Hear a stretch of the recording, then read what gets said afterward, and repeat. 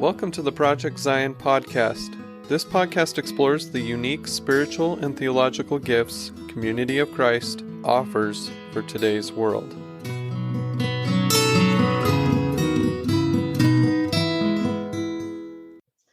Welcome to Cuppa Joe, where we explore restoration history. I'm your host, Karin Peter. Now, here at Cuppa Joe, we partner with the Historic Sites Foundation to interview the presenters from their lecture series. And right now, we're interviewing folks from the Spring 2022 lecture series. And our guest today is Sherry Mesle-Morain, and she has been with us before, and we're so happy to have her back. I think it was last year where we talked about her lecture on Carl Mesle, who happened to be her father. And Sherry, along with lecturing in Historic Sites Foundation, you have spent most of your life in higher education. We talked about some of your service as Director of Financial Aid Services at Graceland University, where you live now. You've served on the City Council there. You conduct intake interviews with the Food Pantry Emergency Relief Fund, so you're still active in civic affairs in your community. And you've served as president of the John Whitmer Historical Association, and were executive director of that for 3 years. Before the pandemic, can any of us really remember before the pandemic? It's unbelievable. But before the pandemic, every Thursday morning, you were quilting with the Lamoni Mite Society, which is the longest continuously running quilting society in the state of Iowa. So the Lamoni Mite Society is the topic of your 2022 Historic Sites Foundation, entitled What We're the Women to Do. So I'm excited about this. Welcome, Sherry. Thank you. It's good to be with you again, Karin. So I want to share with our listeners the little blurb that comes as the description of your lecture presentation. And it says that you will explore the history of the Lamoni Mite Society and its place in the church from which it emerged and how it serves in its own way. What interests me, though, is the next line. And I talked to you about this briefly before we started. And it says this: the men of the priesthood had the leadership role in any of the women's efforts to organize themselves. But quilting was assumed to be a quiet, innocent activity among dedicated housewives, serving the dual role of raising some money for the activities of the church, as well as providing a social outlet for the women. So before we start with our questions, I have to say that caught my attention because it sounds a little intriguing and a little maybe tongue-in-cheek in the way that was phrased. So I'm hoping we will address some of that as we get into our conversation today about the assumption made about quiet, innocent activities for dedicated housewives. So first, Sherry, tell us why this story of the Lamoni Mite Society was important to you to share. I think for two reasons that come to my mind. One is what women choose to do when they are not told what to do. And this is certainly what the women did. The second reason, I think, is because, as you alluded to, it exemplifies the relationships, the struggles, sometimes the collaboration with the men in their society, if you will. And those are just two very brief reasons, which I will expound on. Excellent. Excellent. So tell us a little bit about the society, maybe a little bit of the history of it and what's important for us to know about it, pieces that you're going to offer in your lecture. Okay. Our listeners know that Joseph Smith III had the group come over and buy land over here that was cheap. And in the late 70s, they started coming over to live. The leadership of the main group of leadership of the church came over in the early 1880s. And the women came over in 1882. Now, the casual histories that I've read of the Mite Society tell me that the Mite Society started in Plano, and they called themselves the Mite Society. I did not go to Plano to check that out. It was tempting, but I didn't get in my car to go do that. But it was clear that when they came over, they knew each other, and they immediately, in April of 1883, organized themselves into what they originally called the Ladies Union Mite Society. That was their first name. So that was how and why they got started. They knew they'd already apparently been doing it, and they knew what they wanted to do. More about well, as our listeners are aware, the mite was the smallest coin in the Roman realm at the time of Jesus' life. And in the scriptures tell us that Jesus valued the widow giving of her mite to the work of Christ more than he valued all the wealth of the rich men. So thus they called themselves the Mite Society, which is probably suggestive of women's not self-denigration, but minimization of their work and their efforts, that, oh, we can do a little bit. Mm-hmm. The mites did a whole lot more than a little bit. Yeah, and this may be where do I start with all of this? Let's go on to the next question, and I'll expound. Okay. Yeah. Well, what I had asked you was, when you started to research and prepare for this lecture, what were the most important things about the society that you wanted to make sure you included in your lecture? Okay, first of all, I really didn't know anything about the Mite Society, except that they were here in Lamoni. They quilted every Thursday. I had gone to a quilt show and had shown what I had done in a quilt that I started to Natalie Anderson. And when I retired, she invited me to quilt with the mites. So I knew they existed. I knew they'd been around for a long time. And then in March of 2015, Locke Mackay was staying with us when he was recruiting students to intern in the summertime at the historic sites.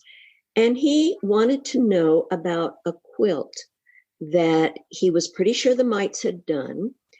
And he had bought it at kind of a tag sale that Lynn and Lorraine Smith had done. And so he thought maybe it probably belonged to Elbert A. Smith. And Locke is in the Smith family. And he thought the mites had it, and he wondered where it was and could I find it for him. Well, it was an interesting adventure. So I went over to Alma Blair at Liberty Hall. And I don't remember all the details because I'm getting old, but I do remember that we finally, after looking everywhere in the mites cupboard, in the Ascension boxes at Liberty Hall, we finally found it sitting over in the corner of Alma's desk with other things on top, which was just hilarious if you know Alma, Alma Blair. So we found it. And in fact, Alma had written up a little bit about it and said that they didn't have a gift document, and it didn't have an Ascension box or anything. So we took care of that. But it was interesting. I saw two dates. One was 92 and one was 1903, quilted by the mites. It had 49 names on it of people in Lamoni in square blocks, and the names were just embroidered in a spiral fashion to get all those names in the quilt. It's old, it was well worn and really beyond repair. But so that was so when I found this quilt for Locke said, I think you should do a history of the mites, Sherry. Locke is good about offering those kinds of pieces of advice, isn't he? What good ideas, and he rounds up his staff to do it for him. And I had just barely enough time to put together a proposal on something I knew nothing about the mites history. So, so that is to say, I knew nothing about them, so I really didn't know what it was I was looking for or what I wanted to share. I was excited that the story unfolded in the minutes of the mites. They kept minutes from the very beginning, every single meeting, every single weekly meeting. And they have been doing that for 139 years. Oh my gosh. Next week. Yes. 139 years next week. So I learned about the mites as I read their minutes and went on, and began to see it in church history, in Lamoni history, and I didn't know much about Lamoni history. So that was an adventure. And for someone who is not an historian, not a trained historian, I have to say it was very exciting to have primary materials. Absolutely. To use. That wasn't all of my paper, but it was certainly 85% of my paper. Yeah. So what kind of things did they put in their minutes? Okay. The organizational meeting, and there were really two of them. The first one, they got together to organize, and the second one, everybody came. So we talked about how men always had to be present when women were doing something. So at that organizational meeting, the second organizational meeting on April 12, 1883, there were 59 women and one husband who signed in at that meeting. So there was a man present when they were getting organized to do this. The women had beautiful flowing handwriting. They knew Robert's rules. They knew how to spell. They knew how to punctuate. They knew how to write good sentences. They were educated. They were very well educated. That was such a pleasant surprise. But, as I think about it, maybe that's not such a surprise, because after all, the original leadership of the church came from New England and upstate New York, where education was important. Mm-hmm. And so that was a part of the culture in the church, and of course carried out through church history. There are some things that just don't go away as one generation generates the next generation. They kept the minutes. Every decision they made, they moved, resolved to do something, seconded, they voted on it. Everything they did.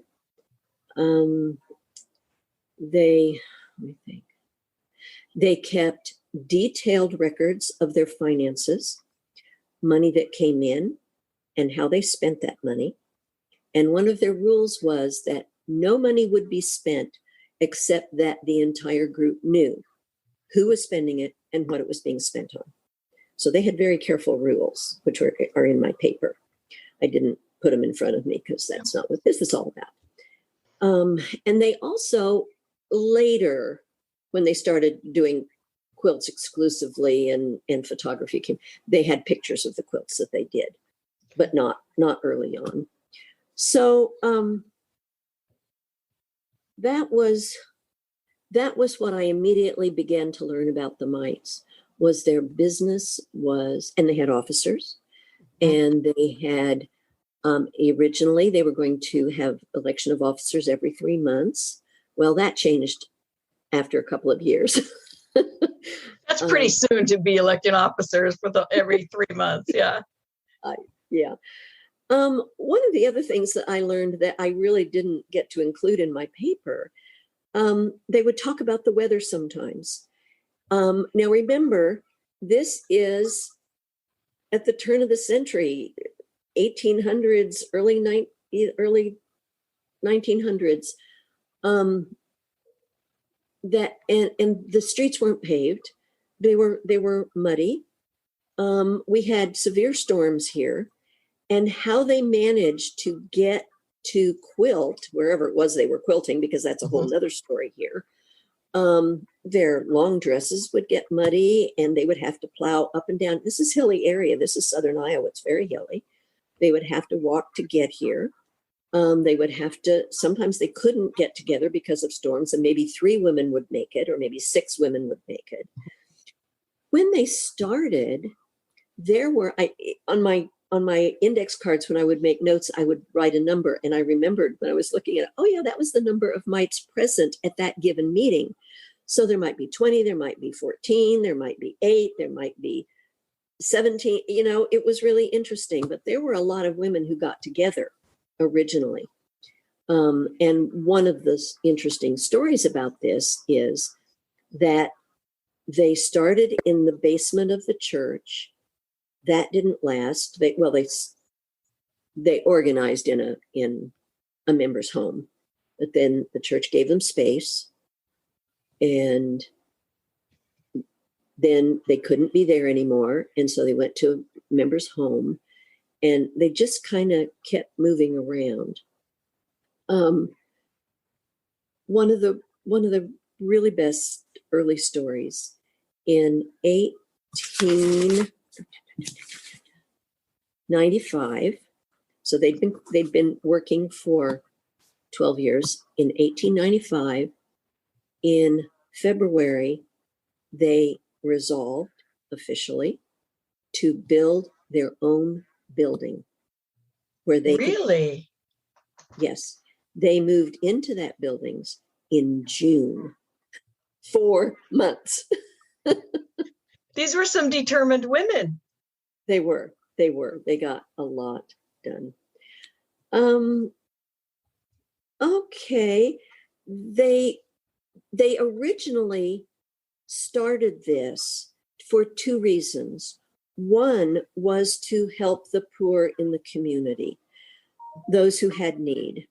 They made things like rag rugs, sometimes quilts, sometimes they pieced quilts and so on, to sell, to make money, to buy some things they couldn't do for people themselves.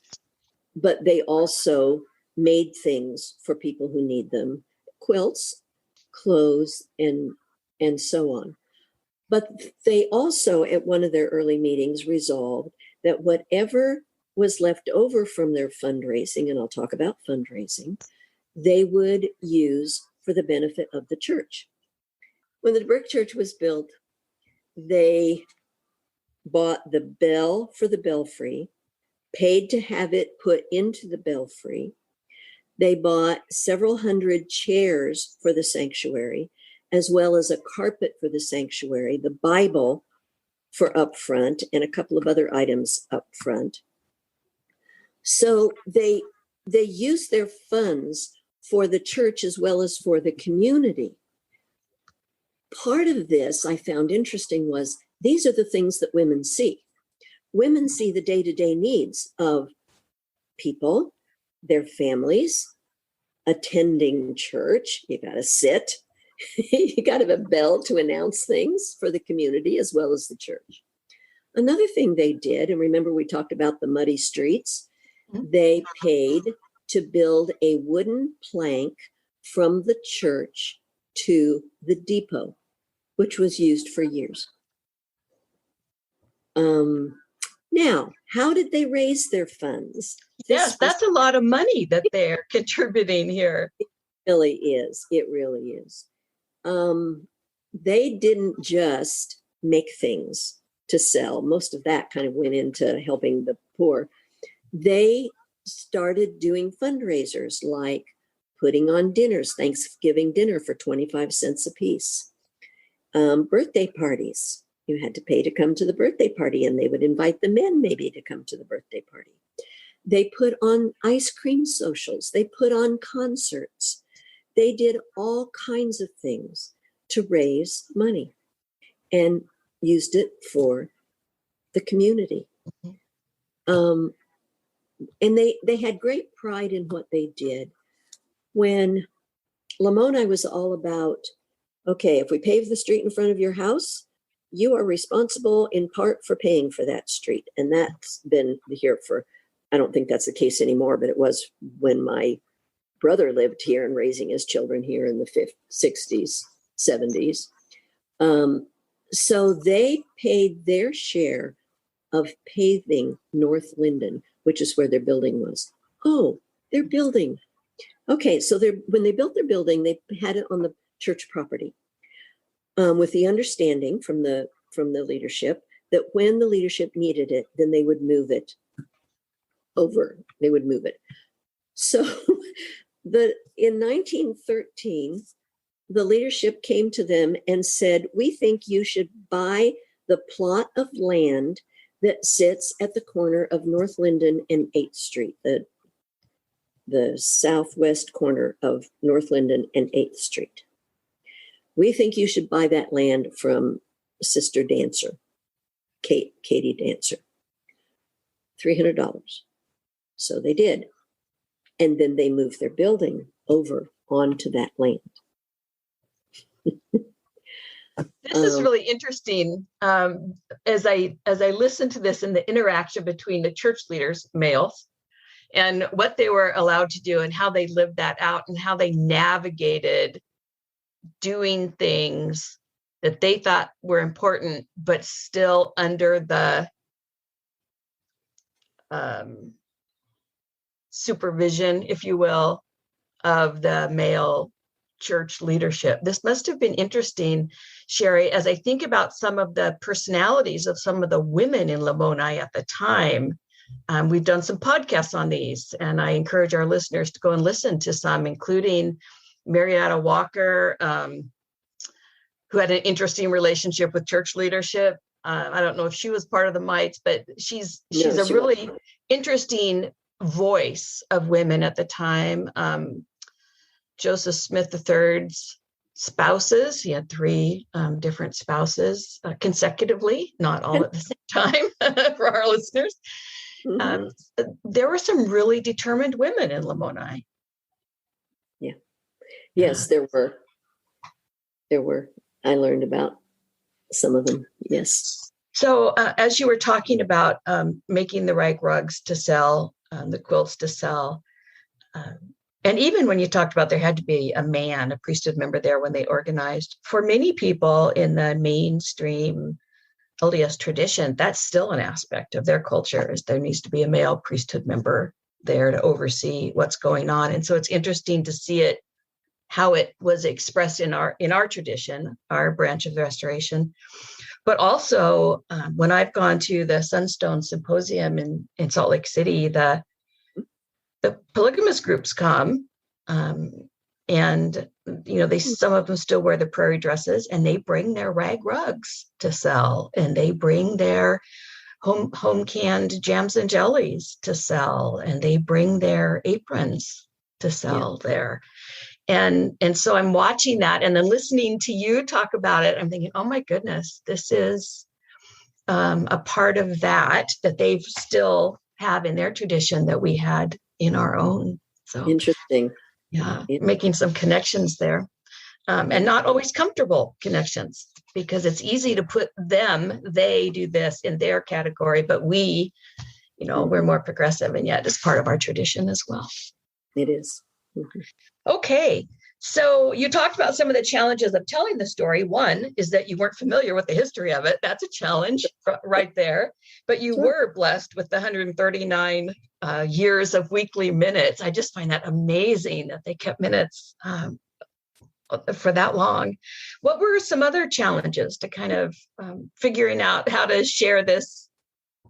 Well, in the 1986, I think, the Mites chose to assemble all of their minutes, financial records, photographs, and so on, and give them to the temple, not to the temple at the time, give them to the church archives. Madeline Brunson was the archivist at the time. So all of those records were down in the temple archives when I was doing this research. So one of the challenges was driving down to the temple, a 2-hour trip and 2 hours back. Yeah. I just loved it. But I put a lot of miles on my car. So that certainly was a challenge, but it was fun. Yeah. It was really fun. And I loved being in the archives and working with Rachel and Barbara Bernauer and so on. So that was one of that was an easy challenge. There was so much information. I mean, weekly, for years and years and years. And what was there was their records up until 1970. And then the rest were in the cupboard at the Mite's room where they quilt. My paper was to be 25 minutes long, so I couldn't do everything. So I kind of stopped at 1930 for the most part, not exclusively. There's some late stories that I tell, but for the most part, 1930s, which was when the bishopric, the General Church bishopric, took over the major responsibility for helping the poor. And of course, this is during the Depression. And so the Mites then, it wasn't that they reverted, it was they decided to do quilting exclusively. They had done that all along, but not exclusively by any means. It was just one of many things they did. But in 1930, when the bishop took over. So that was when they were doing quilting from then on. Yeah, so much information. And there were so many, you talked about when you were doing your research, setting a book aside that you wanted to explore and putting another one aside, and pretty soon you've got a whole stack of books you want to read. That was much the case as I was reading this. There were threads I wanted to explore, if you will. For instance, Callie Stebbins, whom perhaps was one of the women that you have had on a podcast, or history of whom you've had on a podcast. If not, you need to. Okay. She was one that I was fascinated by, and I would get off on a tangent and start reading about her and reading what she wrote. She was the intellectual of this group. In 1931, which of course was when they were just quilting, there were a number of periodicals that went around. Some were women's, some were church, and so on. And some woman in one article in one periodical said, "So why do they get together and quilt? It just promotes idle gossip. Somebody should read to them so that they have their minds improved while they're got their hands busy." Oh my. That's, I realize that she may not have written it that way, but that's the way it came across. And so Callie Stebbins started reading to the group on Thursdays instead of quilting. She read some church documents. She read from the Christian Century, which was in existence clear back then. She read from newspapers. So they had a wide variety of information at their meetings. Now, it wasn't, she didn't read to them for 4 hours every afternoon, Sure. But yeah. So that was kind of one of the interesting things. Yeah, included education in that experience as well. Yes, that's really interesting, because if I'm part of that society, the Mite Society, and we're on the receiving end of that kind of a comment, they ought to do something to improve their minds. I'm not sure it would have been current events like newspapers and that kind of thing would have been really what was expected. But out of this Mite Society, it's what I would expect of them, because it seems like from the beginning they did the unexpected. They certainly did. Yes. Yeah. And Callie Stebbins was just a fascinating woman. The house she lived in is directly across the street from the Lamoni congregation, Community of Christ Church. And it was a lot of history of the Mites. Sometimes they met there, sometimes they'd go someplace else. And they were always moving around until they, when they got their own building. And even then there was some moving around, but much more stability. So she's an interesting interesting. All right. She's on my list now, Sherry. She's on my list Yes. for future topics. Absolutely. Mm-hmm. You talked about the fact that you had to start basically from scratch with your research here about the Mite Society. And so one of the things I usually ask all the folks from Historic Sites Foundation who do lectures is, was there something new you learned? For this topic, almost everything was new to you as you researched this, but was there anything like surprising that you learned or that really stood out to you? It wasn't just the poor in Lamoni. It wasn't just the church in Lamoni. And of course, the general church was in Lamoni at the time. But they raised money for the Evenalia, which was the ship that sailed the Tahitian islands.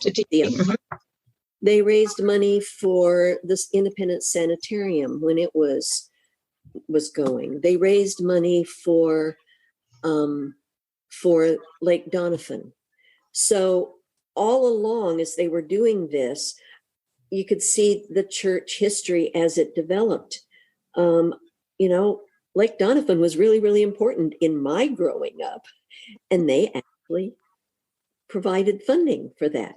So for our listeners, the Evenalia was a missionary ship that was sent to the Pacific Islands, and the sanitarium was a hospital in Independence that served the community as well as the church.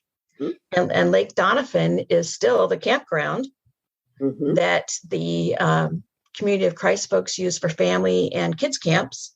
That's right. And other activities in the Independence area. So yeah, it affected mission, it affected community well-being, and it affected the importance of the camping program in the life of Community of Christ, which is huge.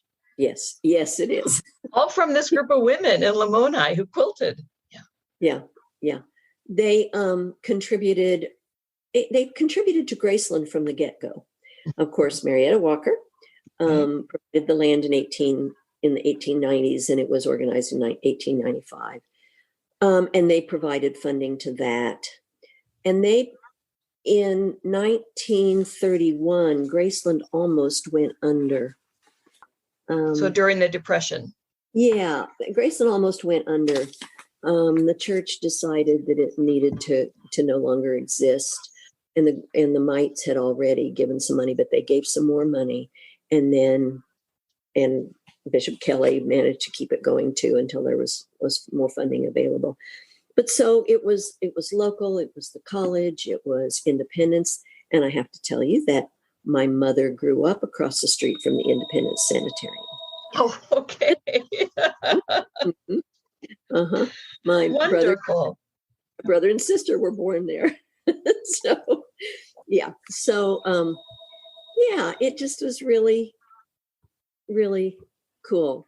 Yes. To see how it affected so many different aspects of the life of the church. So, Sherry, before we started recording, you and I talked a little bit about church history and how it's usually through the lens of the male actors in history. Women are usually the side characters, and he was married to characters in our historical stories. So what do you think about learning more, how a more in-depth understanding of the history, particularly of women's groups like this in the church, can help shape and form us going forward as disciples? We don't learn about women's groups like this in general as when we talk about church history. So what would be helpful to us as we go forward? I have not been an active member, but I have been an active observer. And so I have watched as the church began to incorporate the service of women. In fact, the men have relied on the service of women. When I was talking about this, when I was giving this paper at the John Whitmer meeting, during the Q&A, one of the women who is an active member of John Whitmer and an active member in her congregation, raised her hand and she said, we still have this problem in our congregation. The women put on dinners and raise funds, and the church leadership, the men, the bishop, says that they get to decide how those funds are spent. Ouch. Ouch. And that was just 2015. Mm-hmm. I don't know if things have changed there. I should get in touch with her and see. But so, make progress, and then not as much as we think, maybe. Yeah. The men and women the women entered the priesthood, and that was all good. And women take powerful roles in the leadership, and that is all good. It's not that the mites did all of this by themselves. When they wanted to put the bell in the belfry, they did utilize the knowledge of the businessmen to, where can we get this bell? Who's going to get it? How do we get it here? How much is it going to cost? So they collaborated. They went to the men to use what the men knew to make these things happen. So, I used in the beginning the relationships, the struggles, sometimes the conflicts, and also the collaboration, of the men and the women. And so that's something that probably we will always be learning how to do. Learn more about, and I learn this all the time. You would think I would know. I learn this all the time. People that I meet with on a regular basis in my political party, I meet with them once a month. I don't know them very well, and all of a sudden we have a meeting where I get to know them. We need to get to know each other.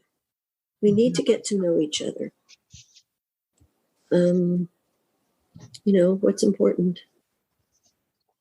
I think groups like this, like the Mite Society, can serve that illustration for us when we delve into that and explore it.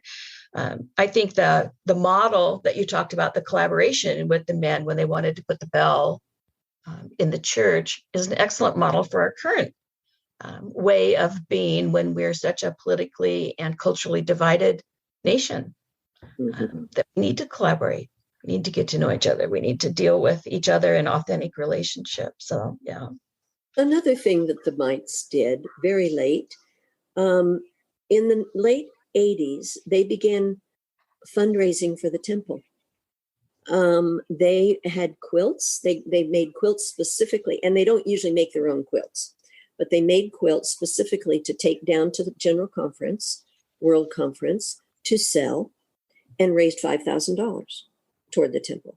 And then, and then for the temple opening, they designed, the art professor designed, and they constructed a two-sided quilt, which is very unusual. A two-sided quilt, the one side with the face of Jesus, and quilted that. They worked overtime. And it was there in the temple, in the big temple area, on exhibit at the on the big foyer area when you go in. Yeah. Oh, beautiful. It contributed to the temple. So and the men the men accepted this. They put it in a prominent place. It's collaboration, get to know each other, and yeah. So you said you wrote the paper and shared it at was it John Whitmer? Yes. Mm-hmm. In 2015. So it's been a few years since you did the research and wrote the paper. How has that research, as well as your own participation in the Lamoni Mite Society, shaped you in your discipleship and in the ministry that you offer? Yeah, that was a good one to think about. Back then, the women knew people who had need.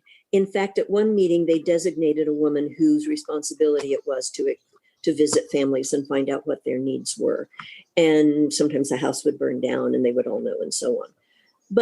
And so that's how they assessed need, and then they did what they could to meet those needs. Life has changed, and now we have the food pantry, which of course is a state organization, but they're all over the country. And Lamoni has a food pantry, and we have the Emergency Relief Fund as a subsidiary of the food pantry. We are still concerned about people's individual needs. And only now they come to us to ask us for assistance. And then I am one of a number of people, given COVID and extraordinary need during that time. Then I interview them. I listen to their stories. I like listening to their stories. And that is, I think, important in knowing how to minister to people. You don't just say, here's what you need, and throw it at them. Right. Listen to their stories. Because we not only usually provide them with some financial assistance for whatever is needed. And here's a little aside. We do not give it directly to the person who's requesting. We give it to the vendor, if you will, the landlord, the utilities, the pharmacy for meds or whatever. So in listening to their stories, I hear other things. And since I am a trained social worker, I'm aware of other things they can do to help meet some of their more basic issues. And so do the other interviewers, but only because we listen to their stories. Mm-hmm. Do we know of other needs and how they can address those that are not financial necessarily? Yeah. Good advice for all of us. Listen to other people's stories. It's how we get to know them. Absolutely. Any closing thoughts about this that come to mind? Our time is coming towards an end, and I want to make sure that we've covered the pieces that you want to share with us about Lamoni Mite Society. Well, I'm going to go back to my history. I loved church history in third grade Sunday school. And then I took Alma Blair's class at Graceland, an LDS, on Latter-day Saint history. And I would sometimes tell the story of the diaspora if people would ask me what's the difference between RLDS and LDS, and I would give them the Cliff's Notes version. But I've never been a historian. So, and I read Flanders' book back then when I was very young. I accepted it from my aunt and I never gave it back. It was a powerful influence on me. Yes. So I always liked church history. I never dreamed that I would get involved in a history. So thank you, Loch Mackay. Thank you to the Mites for giving me a piece that I could do. I couldn't do a whole lot of things, but I could do that. And that was a gift the Mites gave me. Well, Sherry, I want to thank you for joining us today for your second time here at Project Zion Podcast, because you are a listener to other people's stories, but you are also a wonderful teller of stories. And so, yes, church history is definitely a good fit for you. We hope to learn more about the different things that you discover as you continue to participate with the Historic Sites Foundation. For our listeners, you can watch Sherry's lecture. It's June 2nd at 12 p.m. Central Time is what I have down. Is that correct? Correct. Okay. On historicsitesfoundation.org is where you can find that.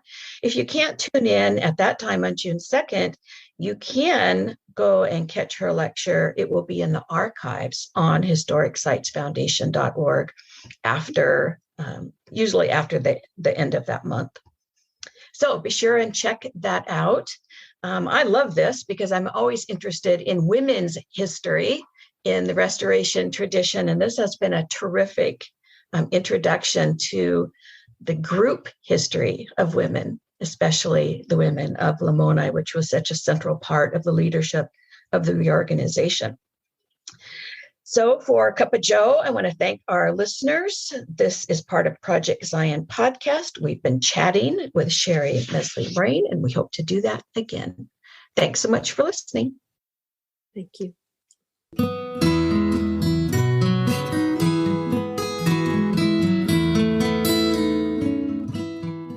Thanks for listening to Project Zion Podcast. Subscribe to our podcast on Apple Podcast, Stitcher, or whatever podcast streaming service you use, and while you are there, give us a 5-star rating. Project Zion Podcast is sponsored by Latter-day Seeker Ministries of Community of Christ.